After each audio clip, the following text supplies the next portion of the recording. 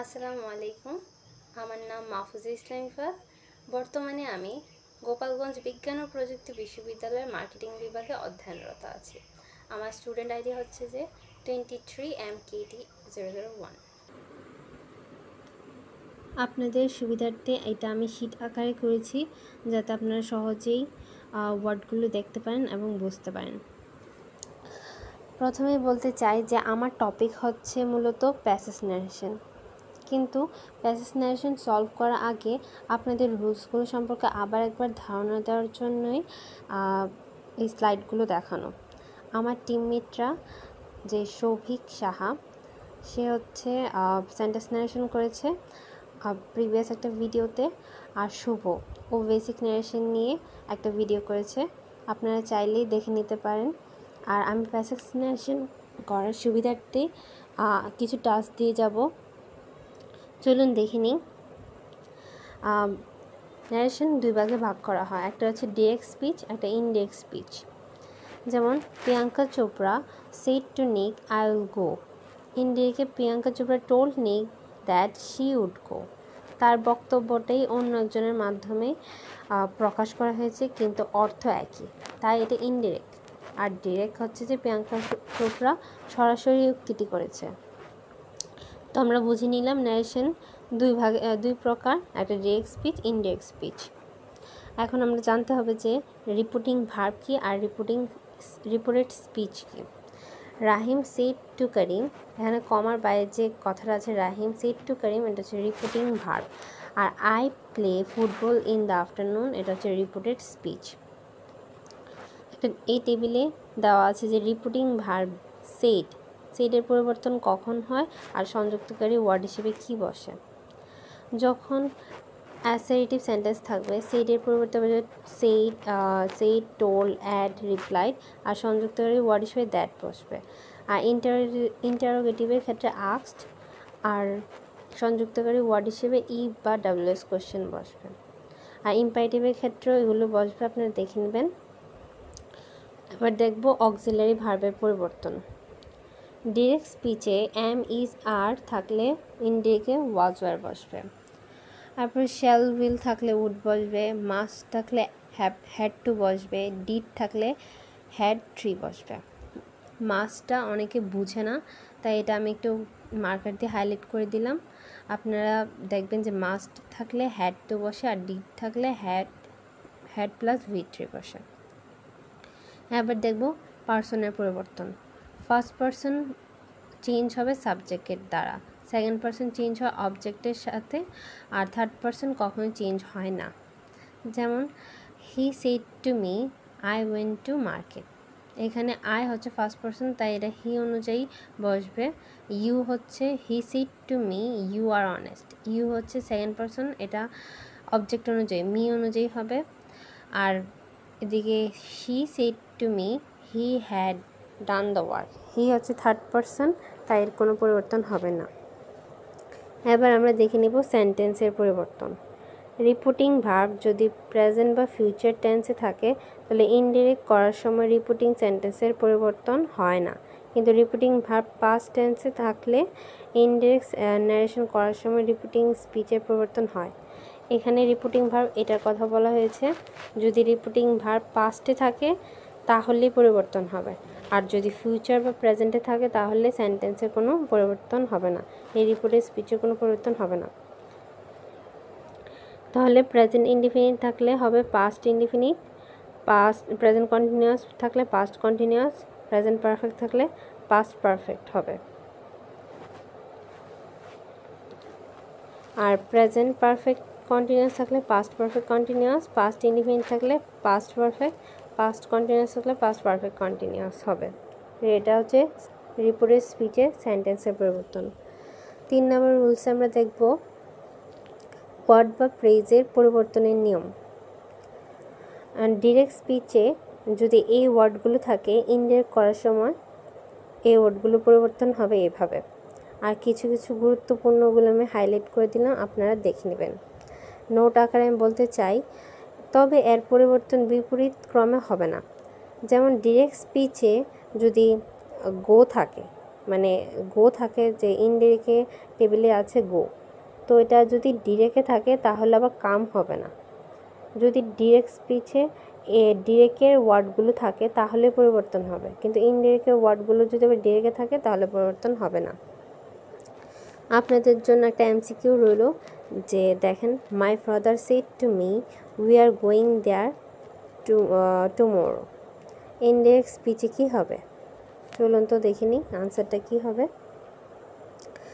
এই সেন্টেন্সটা কিসে দেওয়া আছে? সেন্টেন্সটা অ্যাসার্টিভে দেওয়া আছে, তাহলে সেডের পরিবর্তে কী বসবে? টোল্ড বসবে। তাহলে মাই ফাদার টোল্ড কোনটায় আছে? এ সি ডি এ আছে, তাহলে বি বাদ। আর কমার বিপরীতে বসবে দ্যাট, এটা আমরা শিখেছি সংযুক্তকারী ওয়ার্ড হিসেবে, দ্যাট বসছে। We are going that tomorrow, তাহলে উই আর, তাহলে আমরা সবাই দে বসছে। আর গোয়িং হচ্ছে যে প্রেজেন্ট কন্টিনিউয়াস, তাহলে প্রেজেন্ট কন্টিনিউয়াস থাকলে পাস্ট কন্টিনিউয়াস, তাহলে ওয়ার গোয়িং হবে। তা আনসার হচ্ছে যে সি। রিপিটিং ভার্বের পাস্ট টেন্স থাকলে, আমরা শিখেছিলাম রিপিটিং ভার্ব পাস্ট টেন্স হলেই রিপোর্টেড স্পিচের পরিবর্তন হবে, যা টেন্সের পরিবর্তন শিখেছিলাম, যে প্রেজেন্ট ইনডিফিনিট হলে পাস্ট ইনডিফিনিট, প্রেজেন্ট কন্টিনিউয়াস হলে পাস্ট কন্টিনিউয়াস, প্রেজেন্ট পারফেক্ট হলে past perfect, present perfect continuous হলে past perfect continuous.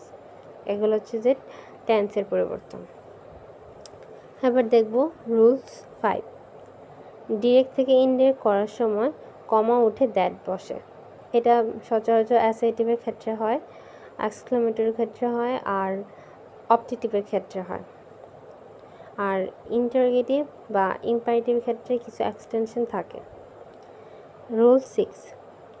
Repeating verb past টেন্সে হওয়া সত্ত্বেও রিপোর্টেড স্পিচ যদি চিরন্তন সত্য বা অভ্যাসগত কর্ম প্রকাশ করে তাহলে টেন্সের পরিবর্তন ঘটে না। আমরা জানতাম যে পাস্ট টেন্স হলে রিপোর্টেড স্পিচের পরিবর্তন হয়, কিন্তু চিরন্তন সত্য বোঝাতে টেন্সের পরিবর্তন হয় না। যেমন honesty is the best policy, এটা চিরন্তন সত্য, তাই এর কোনো পরিবর্তন হয়নি। দেখেন, fridge said that honesty is the best policy. এখানে আমরা মডেল ভার্বের পরিবর্তনগুলো দেখব। ডিরেক্ট স্পিচে এই মডেল ভার্বগুলো থাকলে ইনডিরেক্টে এগুলো বসবে। আপনারা একটু দেখে নেবেন, এখানে এক্সাম্পল আকার সুন্দর করে সাজিয়ে দেওয়া আছে। এখন আমরা চলে যাব সেন্টেন্স ন্যারেশন। এতক্ষণ আমরা শিখলাম বেসিক ন্যারেশন, এখন সেন্টেন্স ন্যারেশন শিখব। এটা হচ্ছে যে ইন্টারোগেটিভ সেন্টেন্স। ইন্টারোগেটিভ সেন্টেন্স হচ্ছে যে প্রশ্নসূচক। কাউকে প্রশ্ন করার ক্ষেত্রে যে সেন্টেন্স ব্যবহৃত হয়, শেষে প্রশ্নবোধক চিহ্ন থাকে, সেটি হচ্ছে ইন্টারোগেটিভ সেন্টেন্স। এখানে সেইডের পরিবর্তে আস্কড ব্যবহৃত হবে, কমা উঠে দ্যাট বা টু না বসে ইফ বা ওয়েদার বসবে। অক্সিলারি ভার্বগুলোর ক্ষেত্রে ইফ বা ওয়েদার বসবে, আর ডাব্লিউএস কোশ্চেনের ক্ষেত্রে ইফ বা ওয়েদার না বসে এর অপরিবর্তিত থাকবে। এখানে কিছু এক্সাম্পল আছে, দেখে নেবেন। Imperative sentence. ইম্পারেটিভ সেন্টেন্স হচ্ছে যে আদেশ, উপদেশ, অনুরোধ, প্রার্থনার ক্ষেত্রে যে অনুরোধ বোঝালে ইম্পারেটিভ সেন্টেন্স হয়। আর নেগেটিভ সেন্টেন্স হলে সেইডের পরিবর্তে ফরওয়ার্ড বসবে, আর কমা উঠে টু বসবে, প্লিজের পরিবর্তে কাইন্ডলি বসবে ইম্পারেটিভ সেন্টেন্সের ক্ষেত্রে। আর ইম্পারেটিভ সেন্টেন্সে লেটাস যুক্ত ইম্পারেটিভ হলে সেইডের পরিবর্তে প্রপোজ টু বা সাজেস্ট বসে, কমা উঠে দ্যাট বসে, আর সাবজেক্টের পরে শুড বসে। এখানে আছে যে হি said to me let us go for watching the movie. He propose to or suggest me that, এখানে প্রস্তাব জানিয়েছে মুভি দেখার জন্য, তাই প্রপোজ টু বা সাজেস্ট দিতে পারি। আর লেটাস থাকার কারণে কমা উঠে বসছে দ্যাট, ইম্পারেটিভ সেন্টেন্স হওয়া সত্ত্বেও। এখানে আস সাবজেক্টিভ ফ্রম মুভি বসছে, আর লেটাস থাকলে সাবজেক্টের পরে শুড বসে, তাই শুড বসছে। এখন দেখব লেট প্লাস অন্যান্য অবজেক্ট থাকলে কি হয়। তাহলে সেইডের পরিবর্তে টোল বসে, কমার উঠে দ্যাট বসে, আর সাবজেক্টের পরিবর্তে মাইট বসে। এখানে একটা এক্সাম্পল আছে, তা দেখে নেবেন। Optative sentence. অপটেটিভ সেন্টেন্স হচ্ছে এমন একটি বাক্য যেখানে কোনো ইচ্ছা, প্রার্থনা এইসব বোঝানো হয়। অবজেক্টিভ সেন্টেন্সে সেইডের পরে উইশড বা প্রেয়ার্ড বসে, কমা উঠে দ্যাট বসে, মে লং লিভের থাকলে মাইট বসে, লং লিভ উঠিয়ে লিভ লং বসে। এই চারটা একরকম। যখন আমরা দেখব যে মে বা লিভ লং এমন আছে তখন এই চারটা একই রকমভাবে ব্যবহৃত হবে। আর যখন অবজেক্টিভের ক্ষেত্রে good bye, good night, farewell এগুলো থাকবে তখন সেইডের পরিবর্তে বেড বসবে, গুড মর্নিং এর সেইডের পরিবর্তে বসবে উইশড, আর কমা উঠে বসবে টু। এখানে কিছু এক্সাম্পল আছে তা দেখে নেবেন। Exclamatory sentence. এক্সক্লেমেটরি সেন্টেন্স হচ্ছে যে অনেক খুশি, দুঃখ এইসবের ক্ষেত্রে ব্যবহৃত হয়। যেমন হুররা, ব্রাভো এর পরিবর্তে এক্সক্লেম উইথ জয় বসে, অ্যালাস ও কষ্ট বোঝাতে এক্সক্লেম উইথ সরো বা গ্রিফ বসে। আর হাউ বা হোয়াট থাকলে কমা উঠে সেইডের পরিবর্তে এক্সক্লেম দ্যাট বসে এবং ভেরি বা গ্রেট বসে। নাউনের পূর্বে গ্রেট বসে, অ্যাডজেক্টিভের পূর্বে ভেরি বসে। এখানে দুটো রুলস আছে, তার এক্সাম্পল আছে, তা দেখে নেবেন। আমার মূল টপিকে আমি চলে আসছি। এবার হচ্ছে যে রুলস অফ প্যাসেজ নারেশন। এতক্ষণ আমরা শিখলাম বা আমি আপনাদেরকে উপর কিছু বোঝানোর চেষ্টা করলাম বেসিক নারেশন আর সেন্টেন্স নারেশন। আর এখন হবে যে last part passage narration. Passage নারেশনে আমাদের প্রথমেই কিছু নিয়মাবলী জানতে হবে। প্যাসেজ নারেশন সলভ করার জন্য প্রথমেই দুটি সাবজেক্ট খুঁজে বের করতে হবে। সাবজেক্টগুলো সামনে নিয়ে আনতে হবে। সেইড কথাটি বারবার আসলে also said that, also added that, further সেইডের ইত্যাদি যুক্ত করতে হবে। দুটি সেন্টেন্সকে যুক্ত করার সময় অ্যান্ড বা দেন যোগ করতে হবে। ইয়েস এর পরিবর্তে replied in the affirmative, no এর পরিবর্তে রিপ্লাইড ইন দ্য নেগেটিভ, আর স্যার এর পরিবর্তে addressing the teacher as sir অথবা রেসপেক্টফুলি টোল্ড দ্য টিচার বসবে। ফ্রেন্ডস থাকলে এর পরিবর্তে অ্যাড্রেসিং দ্যাম অ্যাজ ফ্রেন্ডস। আর সেন্টেন্সের শুরুতে সাবজেক্টগুলো বসানোর পরিবর্তে এর প্রনাউন বসে। মানে বারবার যদি একটা সাবজেক্ট আসে এর পরিবর্তে প্রনাউন বসে, যেমন রাহিম বারবার আসলে রাহিমের পরিবর্তে হি বসবে। আর এখানে হি যদি দুইটা থাকে তাহলে তাদের নাম আলাদা করার জন্য প্রথম অক্ষর দিয়ে আমরা ব্রেকেট দিতে পারি। এখন হচ্ছে মিসেলেনিয়াস। এটা হচ্ছে যে একটু ভিন্ন, কিন্তু এই তিনটা রুলস জানার পরে আপনাদের পুরো ন্যারেশনের রুলস সব কমপ্লিট হয়ে যাবে। এই আলাদা তিনটা রুলস আমরা দেখে নিই। ডিরেক্ট স্পিচে থ্যাংক ইউ থাকলে ইনডিরেক্ট করার সময় আমরা সাবজেক্ট বসাবো, থ্যাঙ্কড বসাবো আর অবজেক্টটা বসাবো। যেমন দেখেন, hero Alam said to Sara Ali Khan thank you. Hero Alam subject, thanked বসছে আর সারা আলি খান। আর এদিকে ডিরেক্ট স্পিচের সেন্টেন্সের প্রথমে প্রনাউন এর পরে নাউন থাকলে ইনডিরেক্টে প্রথমে নাউন বসে। তা সাধারণত হয়ে থাকে। 3 নম্বর rules, by Allah, by God ইত্যাদি থাকলে swearing by Allah, swearing by God ইত্যাদি ব্যবহার করা হয়। যেমন আমরা একটা দেখি rules, by Allah Fabiha replied I will not leave this house. Indirect করার সময় swearing by Allah Fabiha replied that she would not leave the house. তাহলে বাই আল্লাহর ক্ষেত্রে পরিবর্তে বসছে সোয়ারিং বাই আল্লাহ। এতটুকুই ছিল রুলস। এখন আপনাদের একটা এক্সাম্পল আকারে দেখিয়ে দিব কিভাবে আমি রুলসগুলো অ্যাপ্লাই করি বা করব। চলুন দেখে নিই। এখন আমি আপনাদের জন্য একটা এক্সাম্পল রেডি করলাম, যেটা আমি এখন বুঝিয়ে দেব রুলসের প্রিভিয়াস যে রুলসগুলো পড়লাম সেগুলোর ভিত্তিতে, যাতে আপনারা সহজে রুলসগুলো আয়ত্ত করতে পারেন এবং রিলেভেন্ট করতে পারেন কিভাবে আমি এটা সলভ করলাম। চলুন শুরু করি।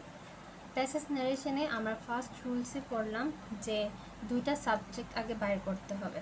দুইটা সাবজেক্ট খুঁজে বের করার জন্য প্রথমে আমাদের পুরোটা প্যাসেজ পড়তে হবে। পড়লে আমরা খুঁজে বের করতে পারবো দুইটা সাবজেক্ট কী। চলুন পড়ি। Have you cut your nail short? The teacher said to Maruf. No, I have forgotten, sir, said Maruf. That's very bad. You must be careful about neatness and cleanliness. By doing so, you can prevent diarrhea and some other diseases too, said teacher. তাহলে আমরা দুইটা subject পেলাম, the teacher আর হচ্ছে মারুফ। তো কিনা first সেন্টেন্সটা আমরা দেখি, এটা ইন্টারোগেটিভ সেন্টেন্সে আছে। তো ইন্টারোগেটিভ সেন্টেন্স থাকার কারণে আমরা দ্য টিচার সেডের পরিবর্তে দিব আস্কড। দ্য টিচার আস্কড মারুফ, লিখি আমরা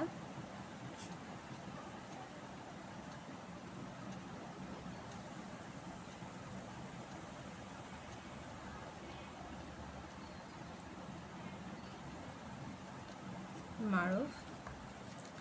এখানে ইন্টারোগেটিভ সেন্টেন্সের ক্ষেত্রে কমা ওঠানোর ক্ষেত্রে ইফ বা ওয়েদার ব্যবহার করবো যখন ডাব্লিউএস কোয়েশ্চেন থাকবে না, অক্সিলারি ভার্ব থাকবে। তো অক্সিলারি ভার্ব আছে তাই আমি ইফ বা ওয়েদার ব্যবহার করতে পারি। আমি ব্যবহার করলাম if. Have you cut your nail short, তাহলে ইউ হচ্ছে যে সেকেন্ড পারসন অবজেক্ট দ্বারা হয়, অবজেক্ট হচ্ছে মারুফ, তাহলে দেব হি। আর হ্যাড থাকলে কি হয়, হ্যাড থাকলে হয় হচ্ছে হ্যাভ, হ্যাজ থাকলে হ্যাভ থাকলে হয় হ্যাড। তাহলে আমরা দেই যে হি হচ্ছে Maruf, he had cut your nail short, তাহলে ইয়োর হচ্ছে যে সেকেন্ড, আবারও সেকেন্ড পারসন, এটা অবজেক্ট অনুযায়ী হবে, অবজেক্ট হচ্ছে মারুফ। তো ইয়োর হচ্ছে যে পসেসিভ ফর্ম, তো মারুফের পসেসিভ ফর্ম হচ্ছে যে his. Cut his nails short. আমরা প্রথম সেন্টেন্সটা মেক করলাম, তারপর দেখি no, I have forgotten sir, said Maruf. তো মারুফ টিচারকে বলল নো, আই হ্যাভ ফরগটেন। তাহলে আমরা লিখব যে মারুফ রেসপেক্টফুলি, স্যার থাকার কারণে আমরা লিখব রেসপেক্টফুলি, আর নো থাকার কারণে রিপ্লাইড ইন দ্য নেগেটিভ। তো মারুফ respectfully replied in the negative,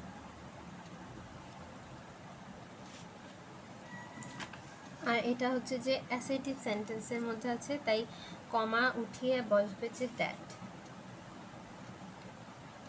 Maruf respectfully replied in the negative that I have forgotten. তাহলে I ফার্স্ট পারসন সাবজেক্ট অনুযায়ী পরিবর্তন হবে, সাবজেক্ট হচ্ছে যে মারুফ, তাহলে বসবে হি, আর হ্যাভ থাকলে বসে হ্যাড ফরগটেন, তাহলে হি হ্যাড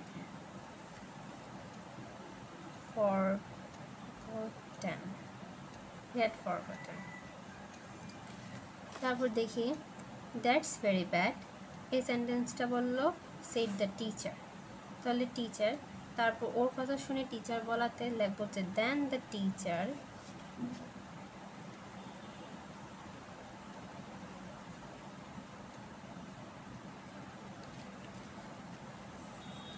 এটা হচ্ছে দ্যাটস ভেরি ব্যাড, টিচার একটা কমেন্ট করলো, তাহলে আমরা বলবো then the teacher made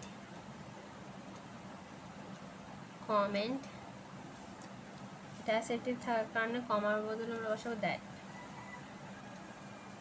then the teacher made comment দ্যাটের পরিবর্তে আমরা শিখেছিলাম যে কিছু ওয়ার্ড বা ফ্রেজের পরিবর্তে ডিরেক্ট থেকে ইনডিরেক্ট করার সময় কিভাবে ব্যবহার করতে হয়। তো দ্যাট থাকলে ইট ব্যবহার করতে হয়, দ্যাট ইজ, আর ইজ থাকলে was. It was very bad.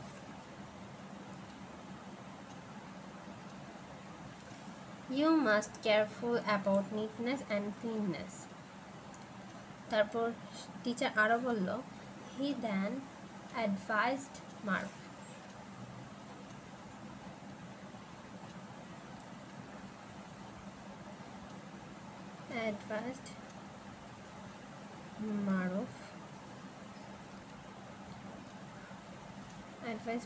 কি বললো, you must be careful about needle cleanness. তো ইউকে ইউ হচ্ছে যে মারুফ, একটা অ্যাসার্টিভ সেন্টেন্স আছে তাই এখানে বলবে কমার বদলে দ্যাট। ইউ হচ্ছে মারুফ হি, আর মাস্ট মাস্ট শুধু মাস্ট থাকলে হ্যাড টু বসতো, কিন্তু মাস্ট বি লেখাতে মাস্টের কোনো পরিবর্তন হবে না। তো must be careful about neatness and cleanliness। তারপর আমরা দেখব যে by doing so you can prevent diarrhea and some other diseases too। তো তুমি কেয়ারফুল কেন থাকবা? কারণ তুমি ডায়রিয়া এবং অন্যান্য রোগ ব্যাধি থেকে যাতে মুক্তি পাও। তো এই কারণে ওনার বলারটা সেন্টেন্সটা অ্যাড করার জন্য আমরা লিখতে পারি because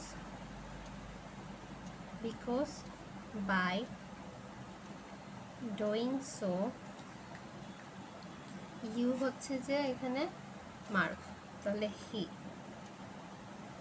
R modal auxiliary can থাকলে আমরা কি ব্যবহার করবো? Could.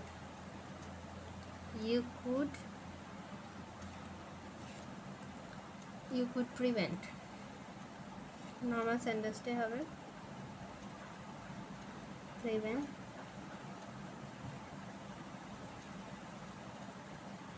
diarrhea and some other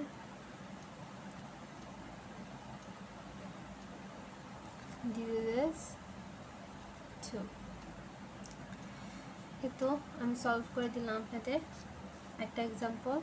আপনারা চাইলে আরও কিছু এক্সাম্পল বাসায় প্র্যাকটিস করতে পারেন, তার জন্য আমি এটা করলাম।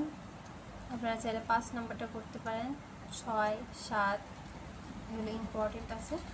আরও কিছু আছে যে আমি দেখাই, 1, 2, 3 এগুলো প্র্যাকটিস করলে আপনারা অল ওভার ন্যারেশন বুঝে ফেলবেন, মানে একদম কমপ্লিট হয়ে যাবে। কারণ আমি স্টেপ বাই স্টেপ ফার্স্টে বেসিক ন্যারেশন, সেন্টেন্স ন্যারেশন, তারপর প্যাসেজ ন্যারেশনের রুলসও দেখালাম, কীভাবে সলভ করতে একটা দেখালাম।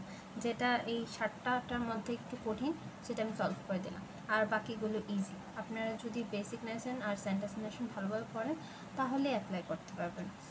আর আপনাদের যদি কোনো কোশ্চেন থেকে থাকে তাহলে তা কমেন্ট বক্সে আমাকে কোশ্চেন করতে পারেন, অবশ্যই আমি চেষ্টা করব তার আনসার দেওয়ার জন্য। ধন্যবাদ আপনাদের সবাইকে আমার যে ক্লাসটি মনোযোগ দিয়ে শোনার জন্য। Thank you for all.